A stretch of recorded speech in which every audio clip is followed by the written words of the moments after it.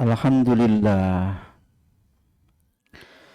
Alhamdulillahilladzi nahmaduhu wa nasta'inuhu wa nastaghfiruh wa na'udzu billahi min syururi anfusina wa min sayyiati a'malina.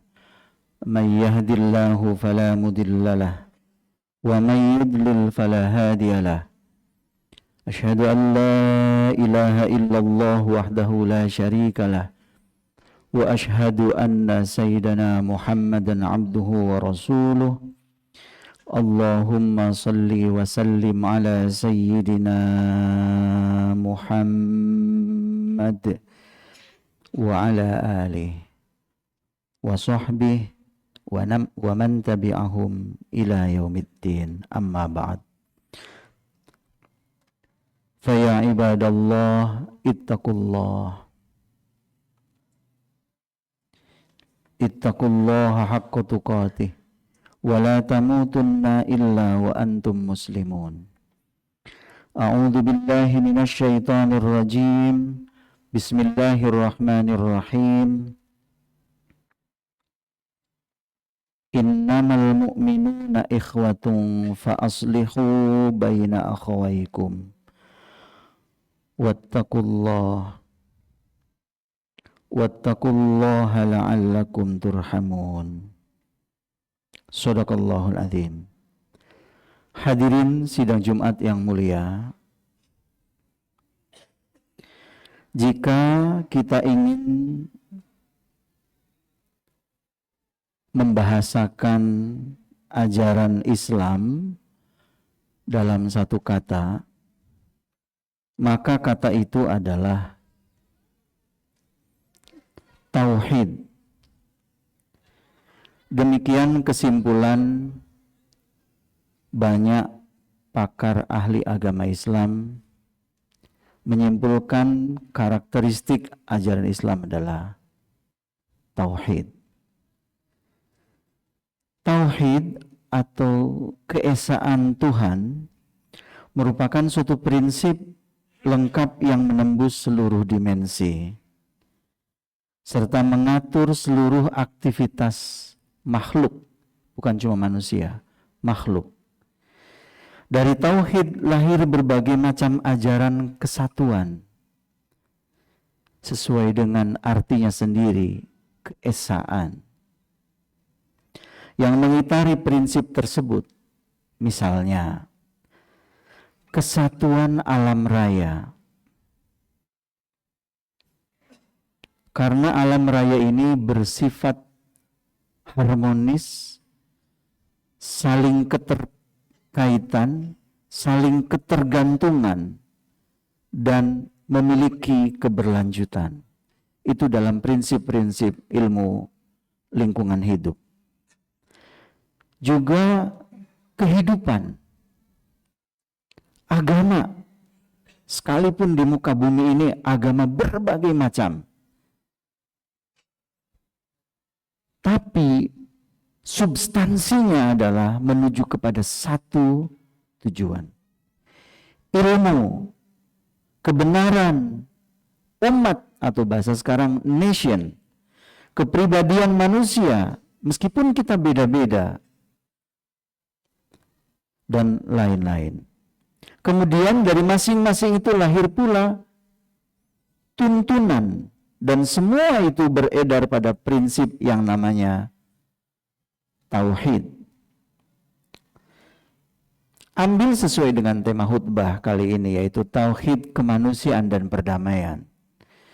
Perdamaian misalnya dan kemanusiaan, yang merupakan salah satu tuntunan agama yang terpenting.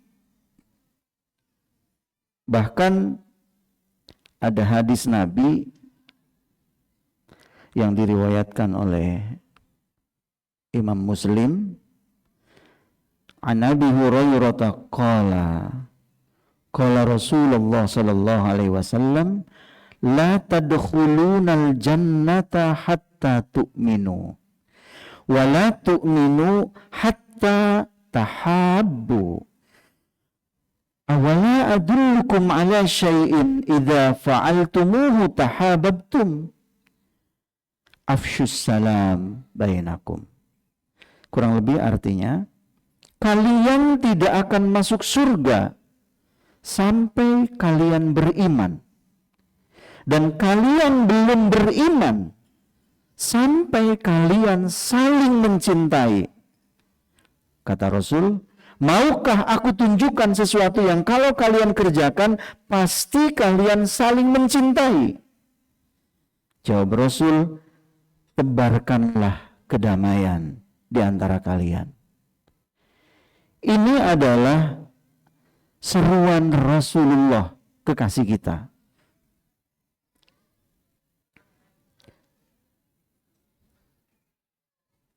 Sejak dari bagian yang terkecil sampai dengan wujud yang paling besar, yang paling agung, itu semua merupakan satu kesatuan. Tauhid. Benda tak bernyawa, tumbuhan yang layu maupun yang segar, binatang melata. Biasa surat yang dibaca kalau Jumatan itu Al-A'la. Siklus mengeringnya rumput pun itu ada keharmonian. Bahkan manusia, malaikat-malaikat, kesemuanya berada dalam satu kesatuan. Karena memang hakikatnya dari yang satu. Berasal dari Dia, dari Allah. Semuanya diatur dan mengarah kepada satu tujuan, yaitu kepada hakikat tauhid kalau dalam bahasa kita. Alam dengan segala isinya bergerak atas dasar satu sistem yang ditetapkan olehnya. Manusia yang beragam ini berasal dari satu, yaitu Adam. Semua makhluk hidup memiliki satu kebutuhan pokok yang sama. Dan dari yang satu ini mereka dapat melanjutkan kehidupannya. Itu disebut di dalam surat Al-Anbiya. وَجَعَلْنَا مِنَ الْمَاءِ kulla syai'in hayy afala yu'minun. Kami menjadikan segala sesuatu yang hidup berasal dari air. Maka tidakkah mereka beriman? Hadirin sidang Jumat yang dimuliakan Allah Subhanahu wa taala. Namun mari kita renungkan teori-teori tadi, di mana tauhid mengarahkan kita kepada kehidupan yang damai, keharmonian, keterkaitan, kesaling tergantungan satu sama lain, dan keberlanjutan hidup bersama menuju satu. Tapi apa yang terjadi? Khatib ingin mengajak para hadirin untuk melihat peristiwa kehidupan kurang lebih 5-6 tahun terakhir ini. Berarti dari 2020 sampai 2026 sekarang. Sikap dan perilaku manusia menurut Khatib agak sedikit membingungkan. Kurang lebih, mari kita ingat bersama-sama, selama 2 tahun 2020-2022 seluruh manusia bahu-membahu menjaga keselamatan dan hak hidup manusia di bumi. Masing-masing menjaga hak hidup kemanusiaan. Kita di masa-masa itu tidak mempersoalkan latar belakang manusia. Baik itu latar belakang ras, suku, bangsa, blok barat, blok timur, bahkan agama. Setiap orang bersama-sama saling menjaga keselamatan hidup manusia. Hidup damai, akur.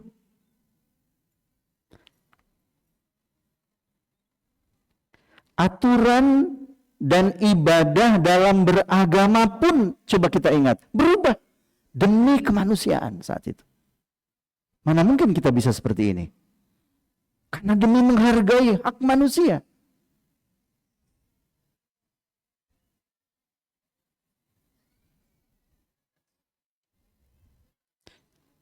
Namun, seingat Khatib, tiba-tiba di awal tahun 2022, kurang lebih Februari, manusia mulai kembali lagi untuk melakukan penindasan manusia atas manusia. Terjadi peperangan. Yang khotib dapat catat, setidaknya terjadi 10 perang besar selama kurun 4 waktu, 2022 sampai 2026. Korban hingga 45 juta manusia. Berarti Arab Saudi penduduknya 35 juta masih kurang, ditambah Uni Emirat Arab. Segitu korban perang kita. Mereka saling membunuh dan mencucurkan darah dengan keji, bahkan yang tidak ikut berperang menjadi korban pembantaian dan pemusnahan. Jadi mana yang benar dalam pribadi kita sebagai manusia? Di 2 tahun pertama, 2020-2022, atau 2022 sampai 2026. Mana dari itu yang menurut khotib bingung? Pribadi manusia itu aslinya yang mana? Yang hidup damai atau yang suka saling berperang? Sebagai orang yang katanya kita membaca Al-Quran, kitab suci, peristiwa-peristiwa tersebut bagi khotib sendiri mengingatkan akan informasi menyangkut manusia. Jauh sebelum makhluk diciptakan, Al-Quran telah memberitakan kepada kita, katanya. Wa idh qala rabbuka lil malaikati inni ja'ilun fil ardi khalifah. Pada waktu itu Allah memaklumkan kepada para malaikat bahwa Dia akan menjadikan manusia sebagai khalifah di muka bumi. Namun itu dibantah oleh malaikat. Qalu ataj'alu fiha may yufsidu fiha wa yasfikud dima. Kenapa engkau mau menciptakan manusia yang suka saling merusak dan mencucurkan darah di muka bumi? Itu menurut malaikat. Entah benar atau tidak menurut kita. Malaikat bilang, kenapa engkau ya Allah mau menjadikan khalifah di muka bumi? Orang itu sifatnya merusak dan menumpahkan darah. Menurut malaikat. Bahkan malaikat mengajukan dirinya, wa nahnu nusabbihu bihamdika wa nuqaddisu lak. Kami mensucikanmu, bertasbih, memujimu dan mensucikanmu. Tapi Allah menjawab, qala inni a'lamu ma la ta'lamun. Ya wis, aku lebih tahu dibandingkan kamu. Jadi apa yang dimaksud? Ini yang menjadi renungan pada saat ini. Hadirin sidang Jumat, itu menurut Quran. Kita menurut ilmu pengetahuan. Menurut ilmu pengetahuan, terutama dalam pengetahuan sejarah, ada suami istri, seorang sejarawan besar dan menjadi rujukan para sejarawan. Saya tidak usah menyebutkan namanya. Beliau berdua, suami istri, melakukan riset tahun 1968. Selama 40 tahun melakukan penelitian peradaban dari sejak Mesir kuno sampai Perang Dunia Kedua. Itu masa rentang penelitian dia. Selama 40 tahun. Apa hasilnya? Dia akhirnya menghasilkan karya 11 jilid buku, diberi judul The Lesson of History. Dalam buku tersebut, salah satu kesimpulannya cukup mengagetkan. Dalam 3.421 tahun peradaban manusia, manusia hanya 268 tahun saja yang berlalu tanpa perang. Jadi riset beliau selama 3.421 tahun peradaban manusia, hanya 260 tahun saja manusia melewati dalam keadaan damai. Ternyata hadirin, peradaban manusia silih berganti, jatuh dan bangun. Namun gema pertanyaan malaikat yang tadi di depan dan jawaban sang pencipta sampai saat ini harus kita renungkan. Itulah pelajaran sejarah yang diinformasikan oleh Al-Quran dan dikukuhkan di setiap saat oleh media massa hingga sekarang. Kita dapat bertanya saat ini dan kembali mempertanyakan jawaban-jawaban yang diberikan Allah di atas. Namun ada yang tampak jelas, yaitu bahwa manusia memperoleh anugerah dari Allah. Buktinya, aku lebih tahu katanya. Qala inni a'lamu ma la ta'lamun. Kita dipercaya oleh Allah untuk menjadi khalifah. Memang secara fitrahnya manusia diberikan itu. Karena dia adalah makhluk yang katanya terbaik ciptaan Allah. Lebih mulia secara potensi dibandingkan para malaikat. Itu betul. Namun, para hadirin, potensi ini akan menimbulkan perusakan dan pertumpahan darah. Maka manusia dengan anugerah ini mestinya harus mengendalikan, sehingga dengan demikian mereka akan mampu meredam sampai sekecil-kecilnya kobaran api peperangan. Karena masing-masing di antara kita ada hawa nafsu, ada ego, itu sebagai daya dorong hidup memang. Di situ ada kompetisi.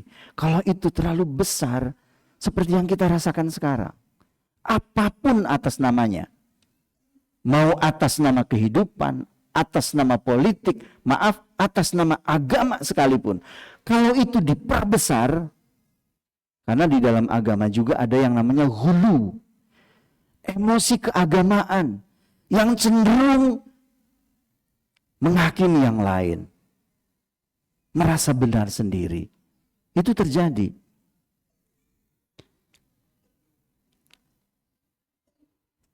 Semua agama mencintai perdamaian. Dan Islam sendiri berarti damai, aman dan selamat. Salama yuslimu islaman. Itu artinya damai. Agama kita sendiri itu artinya damai. Bahkan kata Rasulullah, seorang muslim adalah yang memberikan rasa aman kepada orang lain dari gangguan lidah dan tangannya. Itu.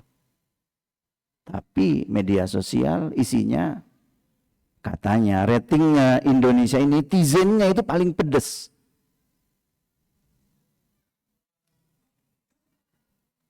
Hadirin sidang Jumat, semua agama mencintai perdamaian. Perang tidak dibenarkan, kecuali untuk bahasa fikihnya li'ila kalimatil, untuk meninggikan kalimat Allah. Kalimatnya adalah kehendaknya, dan kehendaknya tercermin dalam ketetapannya yang mengatur sistem kerja alam raya dan kehidupan manusia secara harmoni dan damai. Ambisi tidak dibenarkan, pengerusakan lingkungan, fanatisme, ras, dan segala bentuk usaha untuk kepentingan satu bangsa atau menindas bangsa lain. Kalaupun peperangan harus terjadi, maka semua yang terlibat langsung harus dipelihara. Pohon dilarang ditebang. Lingkungan jangan dinodai, anak-anak, orang tua, dan wanita harus dihormati. Dan akhirnya bila ada ajakan damai, maka ajakan itu yang harus diambil. Ini yang dilakukan oleh para jamaah haji. Silahkan baca dalam sejarah, sebetulnya haji adalah perang dalam keadaan damai. Rasulullah membawa 10.000 pasukan hanya dengan kain ihram, tapi melarang untuk angkat senjata.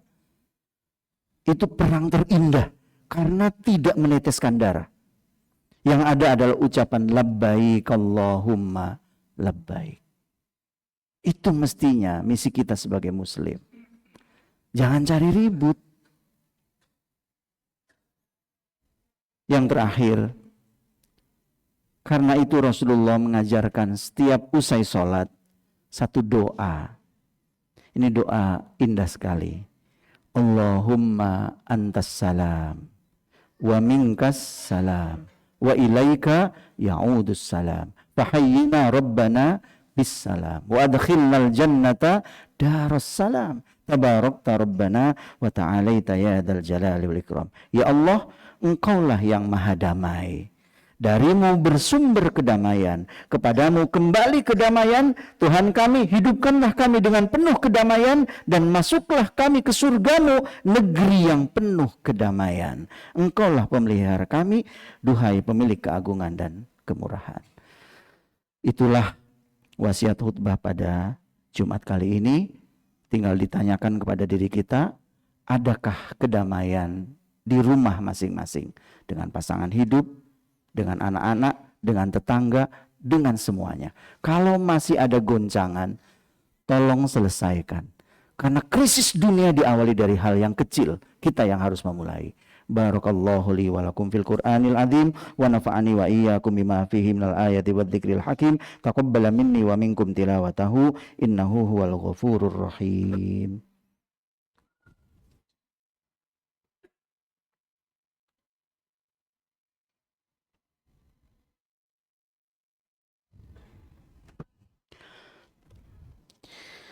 Alhamdulillah, alhamdulillahilladzi arsala rasulahu bil huda wa dinil haqq liyudhhirahu 'alad dini kullih wa kafaa billahi shahida.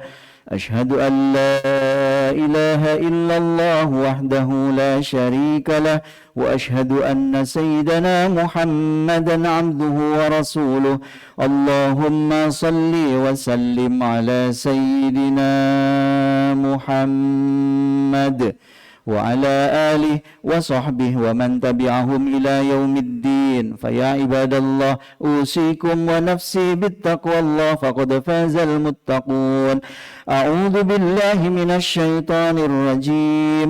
بسم الله الرحمن الرحيم. إن الله وملائكته يصلون على النبي يا أيها الذين آمنوا صلوا عليه وسلموا تسليما. اللهم صل وسلم على سيدنا محمد وعلى آل سيدنا محمد. اللهم اغفر للمسلمين والمسلمات والمؤمنين والمؤمنات الأحياء منهم والأموات إنك سميع قريب مجيب الدعوات ويا قاضي الحاجات. ربنا اغفر لنا ولإخواننا الذين سبقونا بالإيمان ولا تجعل في قلوبنا غلا للذين آمنوا ربنا إنك رؤوف رحيم. اللهم أنت السلام ومنك السلام وإليك يعود السلام. فحينا ربنا بالسلام وأدخلنا الجنة دار السلام. تباركت ربنا وتعاليت يا ذا الجلال والإكرام. ربنا آتنا في الدنيا حسنة وفي الآخرة حسنة وقنا عذاب النار. عباد الله إن الله يأمركم بالعدل والإحسان وإيتاء ذي القربى وينهى عن الفحشاء والمنكر والبغي يعظكم لعلكم تذكرون ولذكر الله أكبر. أقم الصلاة.